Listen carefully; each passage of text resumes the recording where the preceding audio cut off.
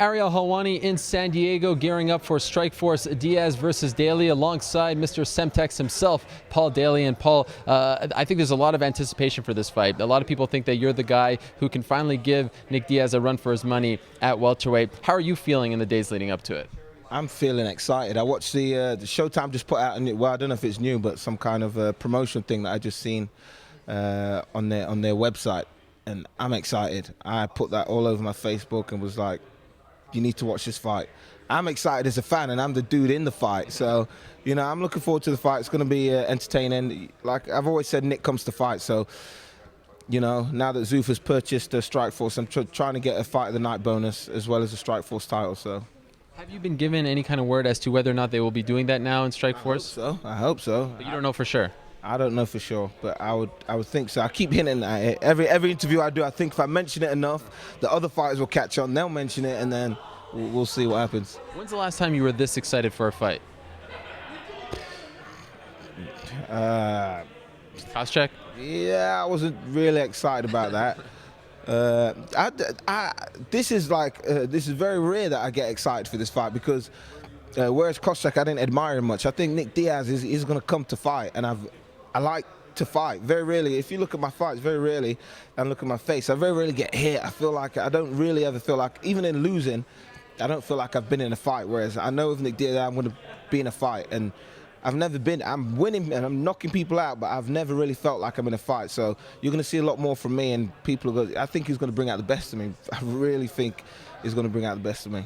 I think a lot of people, when they found out that this fight was going to happen, thought, oh, it's going to be epic trash talking between Paul Daley and Nick Diaz. We haven't really heard that much. In fact, it's been a lot of mutual respect between you two guys. Why have you flipped the script on us? No, I tried to goad him. I put a few things out there, you know, the little Scarface clip about Diaz brothers and all that. I tried to goad him, but when I saw he wasn't having none of it, I thought I ain't going to waste my energy. So he didn't come back with nothing, so I thought I just look like a if I just carry on, you know, talking about him. When I actually think he's a good fighter. So I read when you told my colleague Mike Chiappetta at MMA Fighting that you think he's a little nervous. That's you chalk up his quietness to nervousness. Is that true?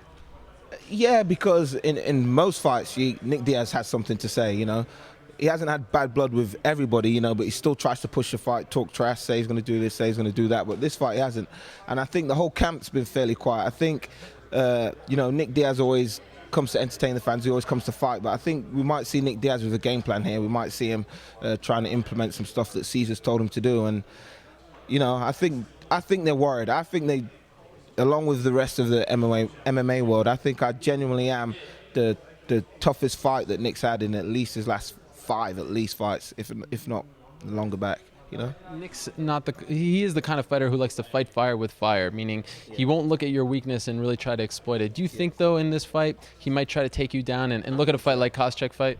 I don't think he'll ever be the lay and pray type of guy. I think if he is going to take me down, or if he's going to try and take me down, he's going to try and look for a submission. You know, he's not going to be, you know, messing around with all this trying to score points and stuff.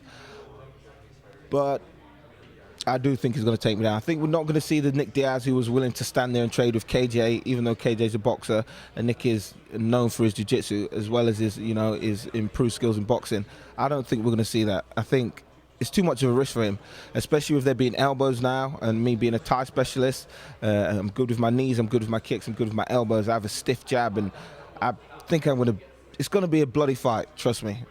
And not a lot of it's going to be mine. Nick cuts really easily and I hit really hard. So, what do you think of his unorthodox striking style, that pitter-patter style? What do you think of that? It's not really nothing to be worried about if you know what he's doing. Nick's a counter-puncher, so what he wants you to do, he wants to draw you in and then, you know, counter, to do what he has to do. I've trained for that, and I'm not going to be goaded in. He talks to you, tries to make you, you know, throw the first punch.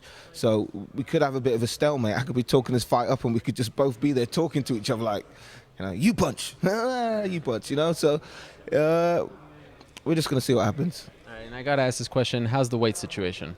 The weight's good, man. I got a few abs. I don't know if they're here now. Very nice. You know, I got some abs. I don't usually have some abs, but I got a few abs now, and we're going to be on point. This is too big an opportunity to f up, so we've got to get it done. We've got to get it done right. It seems like that when the stakes are high, you make weight. When it's almost like a smaller show, something like that, do you need that motivation to make weight?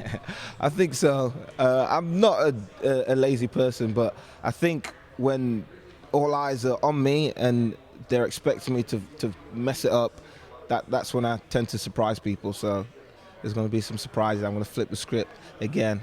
Now, be honest with us. How close were you to not signing the contract for this fight when you found out about Zuffa purchasing Strikeforce? Fairly initially, because it was a shock to me. I said that I enjoyed being the competition. I liked that Strikeforce was the competition. You know, the UFC got rid of me, and I was doing my own thing, fighting for various organizations, and Strikeforce was the first big one where I made an impact, and I did it in, you know, a good fashion that was remembered for all of last year. So I was generally kind of pissed off that I felt like Scott Coker had sold out, and you know, he emailed me and I responded, and you know, along those lines I told him the same thing. But I haven't spoke to a few people and thought about it. It's what it is. It's what it is. I have to fight because I agreed to fight. I signed the contract, so you know, it's what it is. What did he say to you when you told him that you thought he sold out, Scott Coker? I can't remember. I've got the email in my inbox. It was kind of along, you know, I said to him basically, I'm a fan of the martial arts and I don't want, you know, this form of martial arts or this form of martial competition to be referred to as the UFC, when in fact it's a mixture of martial arts, and I think mixed martial arts is more representative of what we're actually doing.